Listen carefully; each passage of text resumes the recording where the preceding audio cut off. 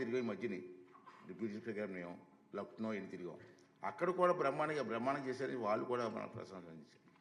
అయితే నిన్న సంఘటన గవర్నర్ గారి స్పీచ్ విషయంలో నాకైతే చాలా బాధ అనిపించిందండి. ఇది సభలో మాట్లాడితే ప్రజలకు కూడా వెళ్ళవలసిన అవసరం ఉందని నేను భావించాను. అందుకే చెప్తున్నాను, మీకు రావడం విషయం చెప్తాను. మన అందరం బాధ్యత గల ప్రజాప్రతినిధులు. ప్రజలు ఎంతో నమ్మకంతో మనకు ఓటేసి ఇక్కడ పంపించారు.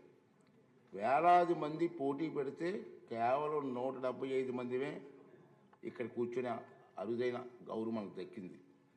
మనం ఏ పని చేస్తున్నా సభలో ఉన్న సభ వెలుపల ఉన్న ఈ విషయం గుర్తుంచుకోవాలి.